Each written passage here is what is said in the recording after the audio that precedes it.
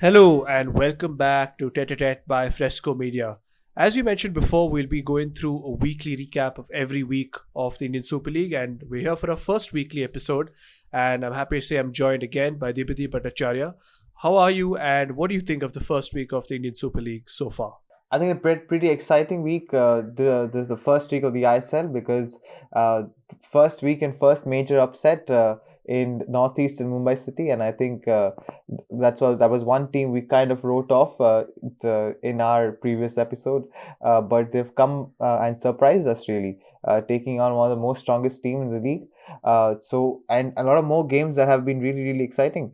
But from an organizational standpoint, I think the three venues that are being played in, they look really fantastic. The pitches look great, the stadiums look great. And have you noticed that the camera work has really improved in the last few years? I have to say, I didn't like the camera work. I didn't like the quality of the broadcast being presented to us viewers the last few years, and I thought there's definitely a bit more to improve on that front. And I think it's a change that has been forced on the Indian Super League and FSTL to kind of develop a package that is far more attractive for casual viewers or people who are new to Indian football. Because all things said and done, this is a tournament that's the first sports league to actually take place in India after COVID-19, and that says a lot about how much effort has gone into all aspects of this league. And it's great to see that the league has kicked off without any off-field controversies or a fuss, and that makes us want to focus on the on-pitch activities. So before we move on to that, just want to go through the results from the last week.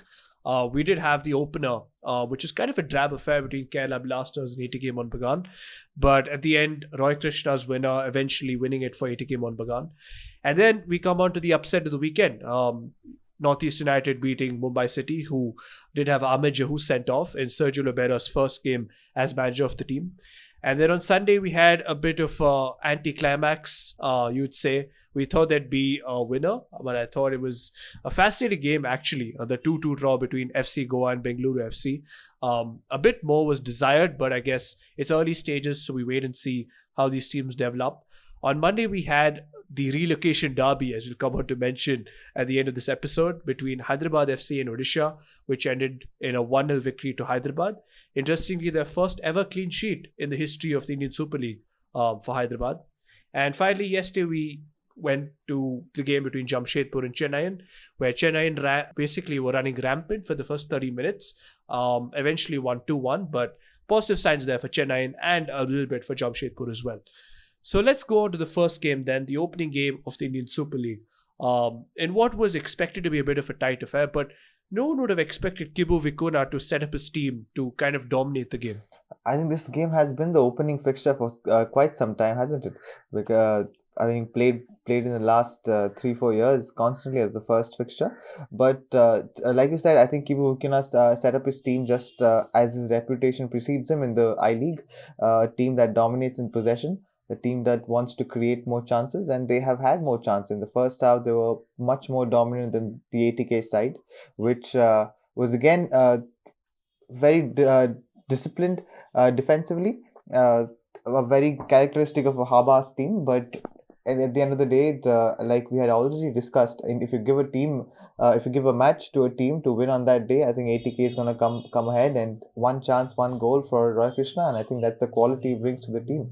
But a major loss for ATK because of the injury to Susai Raj, and that's going to affect them with a lot of attacking output from the left flank.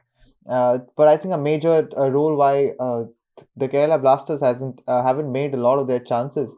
Their striker being very left alone without a lot of supply because of the plummeting form of Abdul Samad, Sahal Abdul Samad. What do you have to say about that? Listen, the less said about him, the better from that game. There were a few occasions where he was needlessly performing step overs and fakes, and I think if he cuts that out of his game and kind of gets his act together, he could actually be a very big asset for this Kerala Blasters side, which did show a bit of promise in that first half, it's fair to say. They just didn't create chances, and I think this is a combination, of course, ATK Mohun Bagan defending very well, and also the fact that they didn't bring the likes of Gary Hooper into the game. When you think about it, he's a lethal finisher. He's a very proven centre forward. You need to kind of give him the ammunition to succeed, and there was nothing of that sort. So I don't think Kerala can be that hard on themselves considering the performance and the nature of the game. I think it's just one of them that happens early in the season. But we wait to see whether they can actually pick up a bit of form going forward. But one team that did pick up form at the back and it just kicked in big time was Northeast United. The way they just held off wave after wave of Mumbai pressure. And I say pressure because Mumbai didn't really attack. I don't think they had a shot on target the whole game, despite having 6 shots. And that says a lot about the doggedness and just the character within that Northeast United defense. I think yes, absolutely, and I think that's the most impressive thing about Northeast United coming into the game, as a certain a certainty to not have those 3 points or any point for that matter. But I think Gerard News, the manager, and you'll mention this being he's kind of worked under the tutelage of Rafa Benitez, and he set up a team that could try to go toe to toe with the stars of Mumbai City, and the stat that the Mumbai City failed to get a shot on target with a front line that has Ogbeche and Lefondre is very startling, because what is so much possession useful for if you're not penetrative, if you're not creating chances, if you're not having shots on goal? Because for all the possession they had, for all the good football they played, the output was not much, and Northeast made the most of the chances they had. They got themselves a penalty and they scored. They won the game, and I think that was a daylight robbery, wouldn't you say? I wouldn't say it's a daylight robbery, in all fairness, because Northeast, by just frustrating their opponents and just making sure that they literally kind of read their opponents in every single move, didn't give Ogbeche or Lefondre a sniff in front of goal. They just frustrated their opponents and they wear them down. Ahmed Jahu, we all know, is a great passer of the ball. He can pick a pass from, I think, a mile away without even seeing it. But one thing they did was, by frustrating their opponents, they forced them into mistakes. We saw with the penalty and with Jahu getting sent off. And I think that just changed the complexion of the game, because suddenly Mumbai are now down to 10 men. Northeast have a bit of confidence about them, and I wouldn't say that's why I wouldn't say it's a bit of a daylight robbery. I think it was a very, very fair performance, fair win for Northeast, and I hope that they kick on with it, because they don't really have the style of play that you would say they would be able to dominate their opponents with. So it's all about grinding out the results in a similar way Rafa Benitez did it at Newcastle. But yeah, very exciting game, and you could say possibly one of the first few upsets of this tournament. Absolutely, and I think that's one of the reasons why the ISL is so exciting this season. You never know what you're down to see. But I think the next game kind of showed you how the heavyweights would fare against each other. The Bengaluru and the Bengaluru versus Goa game, also considered a derby for many reasons. How do you see? What was your thoughts on the game? I'm not sure either of the team was up to the mark in terms of their sharpness. Pretty sure both teams have a lot to work on that front. And it was just disappointing as a Bengaluru fan, of course, just seeing the fact that, Bengaluru did score 2 goals, but again, those are constructed from set plays, and there was nothing really of a threat in open play. And that seemed to be a revolving theme around last season's performance, where Bengaluru only finished 4th in the league and didn't even make the finals. But I have to say, for FC Goa, even though they were 2-0 down and came back to 2-2, I just felt that if they had kept their foot on the pedal after scoring those 2 goals to equalize, I feel they could have won the game, because Bengaluru, under the cosh, they didn't have anything going forward. They couldn't retain the ball. And Goa just had their tails up. The introduction of Brandon Fernandez changed the whole game for them. They could suddenly unlock Igor Angulo in the front line, who was just, an absolute presence. He was moving across from side to side along the shoulder of the last defender. And he was almost a ghost at times. They couldn't pick him up. Or sometimes I think they caught him offside, but I think that was rather fortuitous rather than anything that was destined to just, intentionally put him offside. But what do you have to say about their potential going forward? Because, of course, with Sergio Lobera leaving Mumbai City, a lot of changes have been made. Is there a bigger focus on making it a balanced team rather than just a free-flowing attacking team? I think even though Juan Fernando is a manager of the same mold, I think he's gonna like to have a stability in his team. He wants balance. He would look for balance, because that in going long to the tournament, that is one thing that's gonna keep him in the game. And I think that was essential in the first game also, because like you mentioned, even though the Bangalore had scored 2 goals from set plays, they were really short on creativity, and that's what Brandon Fernandes brought in once he was brought on in the second half. And that's where things started changing from, because Igor Angulo, being a very dynamic striker, he's getting the supply again, and that creates much more chances for their strikers, because there's no doubt that there's a lot of firepower in the Goa squad, has it? But also, I think once they get their midfield sorted, their defense sorted, I think this is a team that can hurt others on when they have the ball, when they have confidence in them. And I think it's a matter of confidence also, because coming back from 2 goals down kind of gives you a good lift. But it's also very it's a step back for Bangalore, and how they sort out their formation, they sort out their shape, because somewhat it looks like Carlos Quadrant is still trying to find his best team.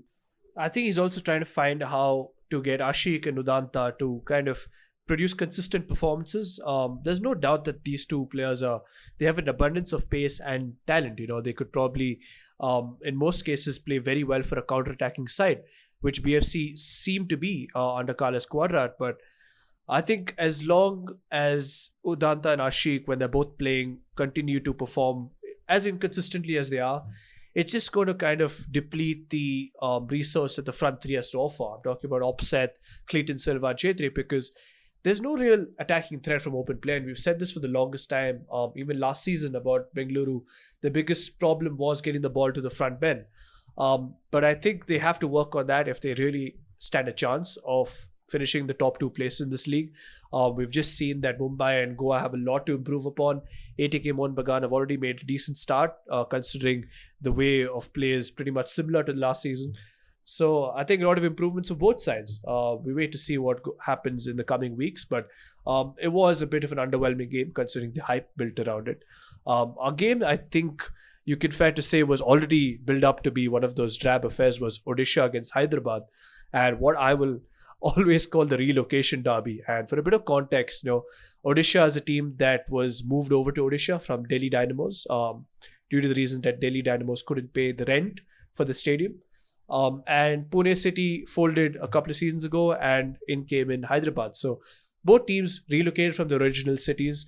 What do you think of that game? I think this game was, as you mentioned, this game was very drab in the way that it played out, and which is the reason why Liston Kolako, once he came on for half an hour, kind of outshone everybody else on the pitch with his. Oh, he was a bright spark, wasn't he? He was just making moves stick after after 60, 70 minutes of a very, very stale game. Absolutely, and he was running at defenders, he was taking people on, and that kind of creates a lot of trouble and for other teams also. At the same time, I think that's going to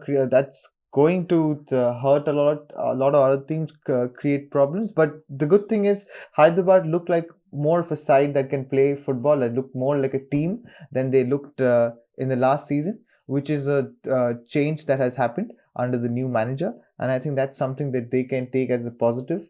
And they've had lots of shots on goal, I think, lots of attempt on goal, and that's a good change that Hyderabad will take as positives. Coming to Odisha, I think again, they haven't got the best side. They don't know what to. They're again a team that is still trying to find its feet, if you can use that phrase. But because taking off one of the star players in Marcelino in the halftime to bring somebody on kind of tells you that they haven't got it right. Also, playing Onwu on the wing, who's traditionally a target man, is a decision that will divide opinions amongst a lot of fans and pundits, and I think that's something Stuart Baxter needs to sort out quickly. Yeah, I mean, on the point of Marcelino being the star player, I don't think that's a fair thing to say anymore, because I just don't understand him. Probably his stock is high after the fact that he's played for 5 seasons, I think it is, in the Indian Super League, but I don't think he has the same level of influence that you would have thought that he would have. But I think in terms of both teams, one more thing that was very interesting is that neither team had any foreigners on the bench, and they only played 4. each team just only played 4 foreigners, although you can play 5. So a bit of a change, a bit of a different trend, obviously enforced due to COVID rules, but an interesting one nevertheless. Absolutely, and I think that's one thing that I think a lot of the other teams would also kind of implement going forward, coming with injuries, because I think there's a lot of reliance on Indian young players at the same time. Because I think Odisha is a player who's Thoibas Morangthang Singh playing in the midfield is 17 years old from Minerva Punjab, and I think that's a good thing for Indian football because you're giving a lot of confidence to these Indian players to kind of take the center stage. Well, finally on Tuesday, we had what was a very exciting first 30-35 minutes, I have to say, in the Jamshedpur against Chennaiyin FC. Anirudh Thapa's goal, you have to say, was a beautifully constructed one. All started by Rafael Crivellero, who seemed to be the man who just had a stranglehold of the game the first 30 minutes. And then I think after the second goal that Chennaiyin scored, the drink streak set in, and suddenly Jamshedpur found a goal through Valskis, but the game just died out a bit after that. So what do you have to say about the start that Chennai made to the game? Because it was just eye-catching.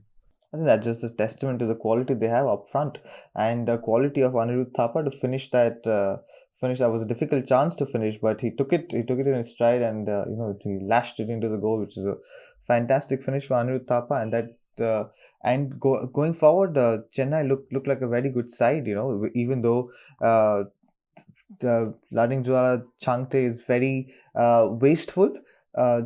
In his final in the final third, he does everything right. He puts in a lot of work. His work rate is commendable. But at the end, just when the final pass is needed, I think that's where something that he needs to improve on. But hasn't that been the story for Changte all his career? Story of his life, and very similar actually to Ashik and Rudanta's failings, you might say, at Bengaluru. Because I mean, these players, they somehow get into the right positions. They get into the position where they can either score or give the killer pass, and more often than not, then they seem to miss either the pass or the target. And I think that's a frustrating thing because, I mean, if a player wasn't getting into those positions, you'd understand that they might not be good enough at this level. But I think Chennaiyin would be able to do a lot more with Changte hitting the net more frequently. And I think the moment I think it would be a fair thing to say that if he does hit maybe 8 or 10 goals this season, I think Chennai would be one of the favorites to win the title. So I think Chennai did show a lot of promise in that first 30 minutes. And don't discount Jamshedpur, because they did have a few changes coming into the season. Of course, the head coach is Owen Coyle, who was a former Chennai manager. So I think it will take some time for a few of these teams. Some teams have come out of the blocks a little bit more, with a bit more fire than the others. But I think it will take some time to really figure out the pecking order in the league. But a good start, you have to say. Absolutely. And I think that's there's going to be a lot of fight in the midfield because I don't think the top three, as we predicted, are going to be a big upset in terms of the season because all three teams and all four teams actually have looked really good in terms of the quality they bring to the pitch. ATK, Bengaluru, FC Goa and Mumbai City, and I think that the fight's going to be there, but I think there's open chance for everybody else in the league to storm through to the top four, and I think even though we've gone through the teams that have played this week, I think East Bengal is yet to play. They play the first game in the big derby, and I think if they can get a point or if they can get a win, and I think that's going to be a team to watch out for because we haven't seen how East Bengal's is going to turn out. It's a new team in the ISL with a new manager, and that comes with a big name and a big the big history. So I think that's one more team we have to wait and see for and see how they fit into this equation.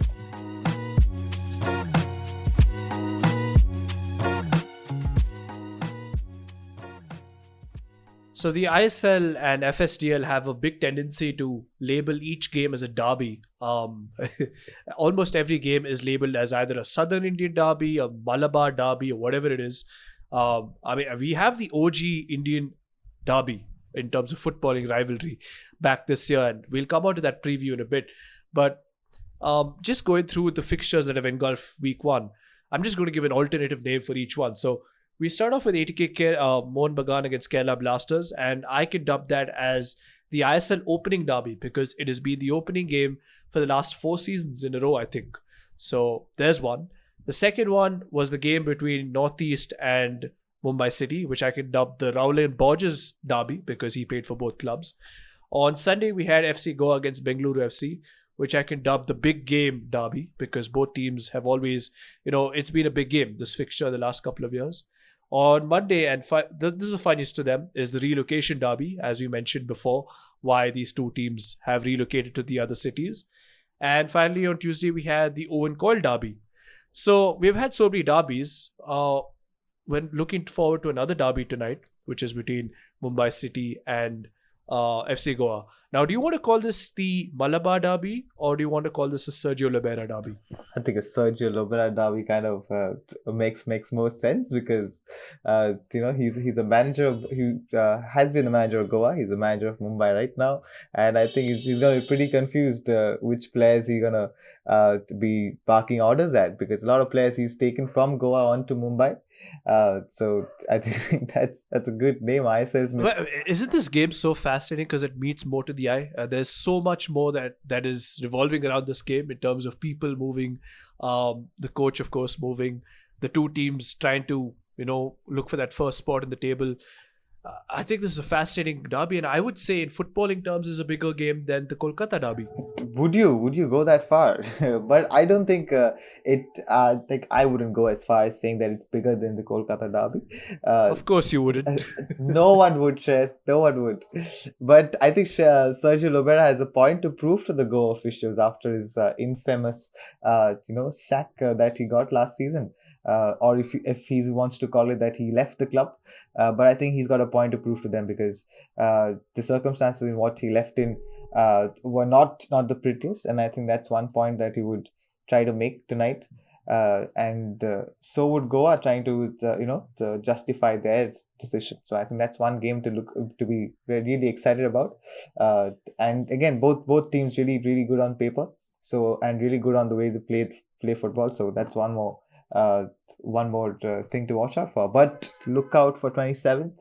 Watch the Kolkata derby, and your internet might stop. So many people might just tune into it. Listen, I don't want you to get onto the same wavelength as FSTL and ISL in terms of promotion. The Kolkata derby is for sure, the biggest derby in Indian football, and you can't even deny the sheer magnitude of the occasion.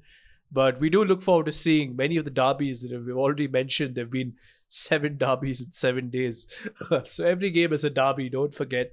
Do keep on watching the ISL.